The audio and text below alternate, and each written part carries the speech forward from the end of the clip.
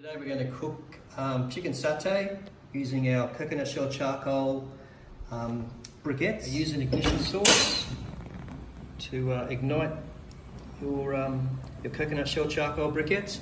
Should take around about 10 minutes to ignite, and then we'll put them in the barbecue there. Our coconut shell charcoal briquettes are fully alight now. So now we're going to take them off there and put them into our little barbecue, cook our chicken satay.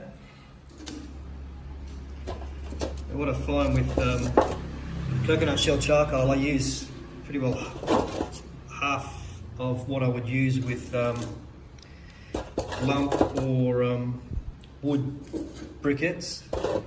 The reason is coconut burns at a high temperature, high calorie content, so just need less. Put them on the bottom there. If you want more, just put more briquettes on top. I'm ready to cook my chicken satay now.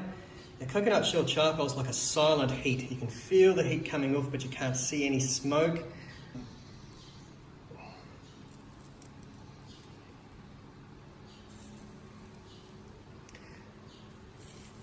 So besides using less briquettes to cook, these briquettes will last 3 to 4 times longer than any lump, charcoal or wood briquettes. Besides having no smoke, you don't get any taste, change the taste of your food, and there's no smell, and obviously there's no smoke to bother your neighbours. Chicken satay is ready to eat now.